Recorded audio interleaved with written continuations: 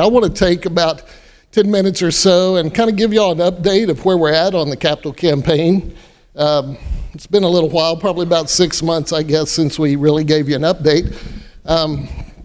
We're really thankful for the facilities that we have. They've served us very well, but we do have a desire to be able to grow and to expand the ministry work that we're doing locally, and so things like that drove our decision to start a capital campaign. And our facilities were built 48 years ago, so they do need some upgrades.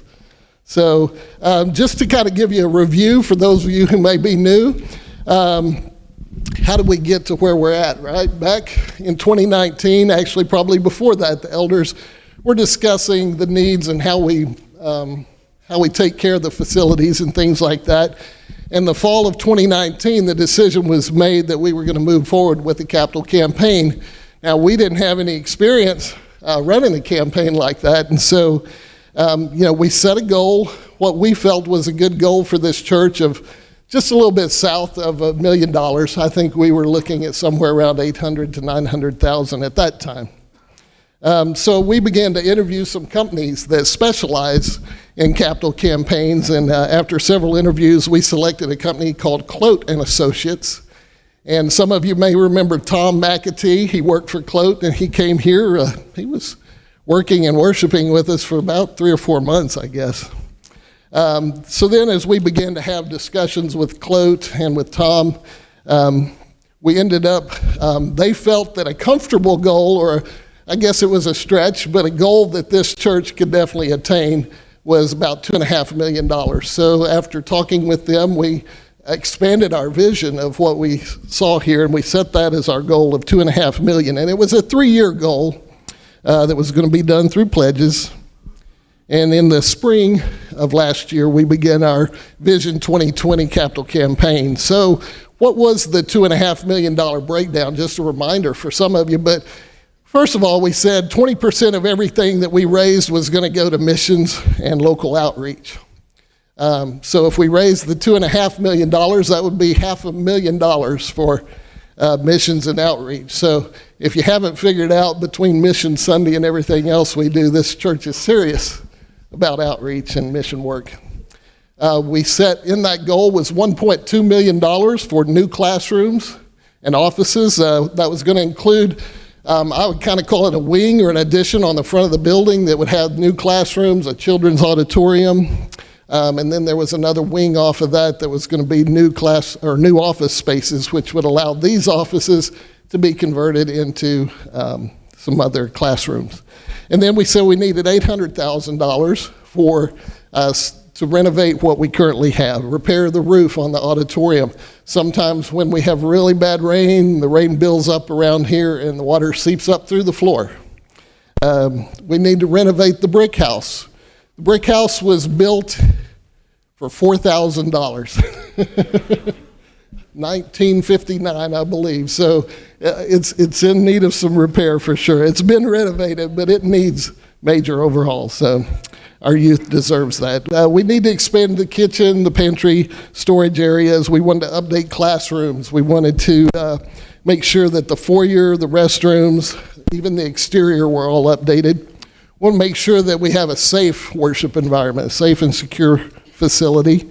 We want a new playground so that it might be something that would attract younger families. And then, of course, there's deferred maintenance, things like air conditioning and parking lots, things like that. So we began this, and if you remember, we came and visited with most of y'all one-on-one, and we sat down and we discussed the plans and asked for pledges. And so the pledges, again, we gave you options, but we're spaced out over 3 years, and we raised about $800,000. I couldn't tell you the exact number without asking some other people, but I'm pretty sure that's close to the number. We have raised, since we started last year and then most of this year, $440,000 of that $800,000. I think that's incredible, to be honest. As you see, we have $475,000 in our capital campaign account. Now that's more than what we've raised. The explanation to that, we've had expenses, so we have spent some money, but we've also had some money in there to begin with. So that's why we still have $475,000 in there. And then, of course, just as we were kicking off the campaign, really, COVID hit. And so things, construction skyrocketed. Just put a couple of numbers up here. You know, lumber is up 400%.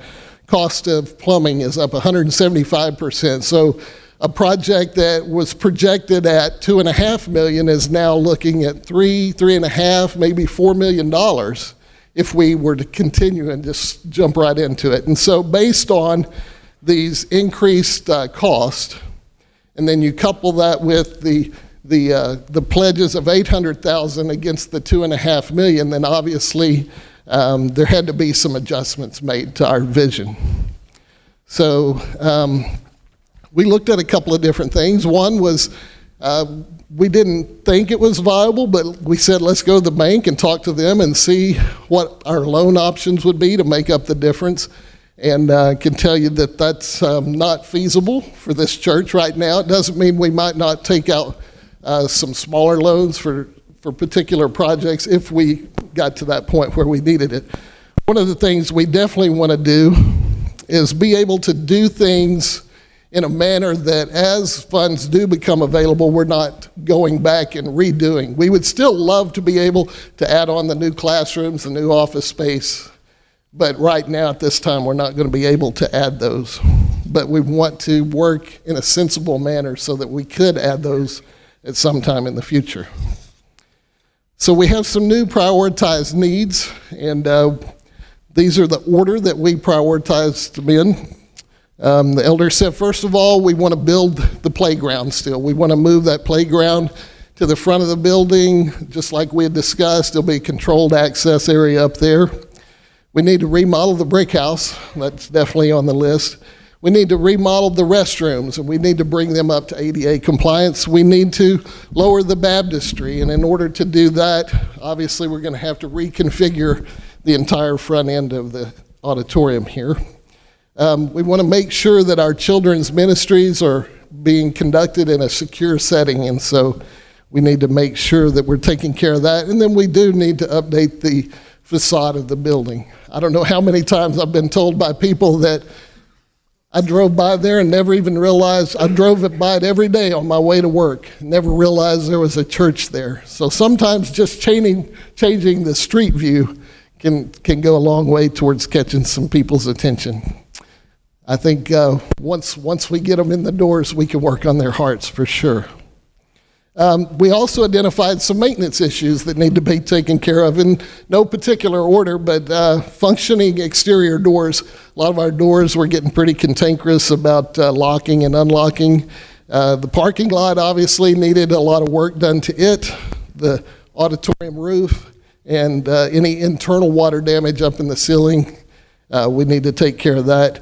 We feel that maybe a retaining wall would be helpful to, especially over on this side, that would help prevent some of the drainage from our neighbors into our parking lot. And then that ramp that's in the hallway is pretty steep, and that is not ADA compliant. And it's not just a simple fix there. That's a lot of concrete, so we'd have to change that. So let's talk about what are some of the things that we've already done. Based on the giving, remember we said 20% would go to missions. And so we gave missions and outreach. So last year we gave $30,000 to missions. I believe Kenny was telling me that went to World Bible School, part of it to World Bible School and part of it to Gospel Chariots. And so that's on top of all the other mission work that we do. We also, as soon as COVID hit, we set aside $20,000 for local benevolence. And there's several of y'all that help with that. We have a place on our website where people can come and ask for help, and we assist people in our community with things like their rent and utilities and groceries and things like that. So based on this year's giving, we have another $38,000 that we need to extend and designate shortly to missions and local outreach. So we'll give y'all an update on that as soon as we have that. The auditorium roof has been repaired. Part of that may have been in thanks to a hailstorm that we had as well, so insurance helped out with that. Parking lot, as y'all have seen, has been repaired and it's been resurfaced. And that was a very large expense. To be honest, it was a six-figure expense to get the parking lot done. Exterior doors have been replaced. Just within the last couple of weeks, we're still working on the electronics for all of that so that we can have good doors that work and a building that's secure. The brick house plans are in progress. We were presented with 3 different options, and one of those was selected, and so the architects are actually working on drawing up plans for the brick house. We have bids that have already gone out and bids already back on the playground, which I think you'll see movement on that soon rather than later. The restroom remodel, we've had bids on that, and then on the hallway ramp. And just to let you know, we're trying to be as frugal as we can as we do this, since obviously we still need more than the $440,000, even more maybe than the $800,000 that was pledged. So we have paid for some of this out of the regular banking accounts where we have excess. So the parking lot and all the exterior doors, that was all paid for out of the regular account to keep the rest of that in the capital campaign as long as possible. So what are our steps forward?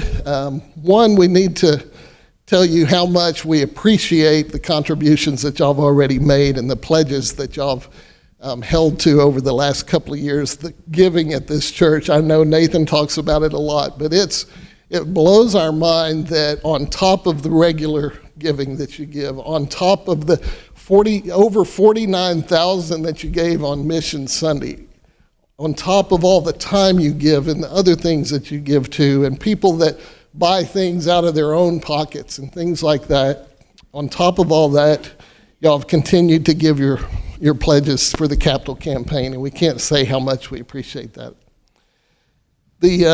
When the pandemic hit, we encouraged people to make sure they put their family over their pledge. So if you were out of work, if you were underemployed, things like that, we tried to give you as much grace as possible. And I don't think we've ever gone to anybody and said, why haven't you kept up on your pledge? We would never want to do that. But we do appreciate the ones who have, and we say now, if you can, this congregation has withstood this pandemic amazingly. And the giving, we were recently at a seminar for church leaders, for ministers and elders, and just briefly, it was touched on how a lot of churches are worried about their finances because the giving went so far down during the pandemic. And we never really experienced that. Just for the very first, when everybody was quarantining for the first few weeks and the building was actually closed. But I tell you, y'all still sent your checks in, you still gave online, and we were able to continue to do all the work that we need to do here. So give yourselves a hand for that. Appreciate it.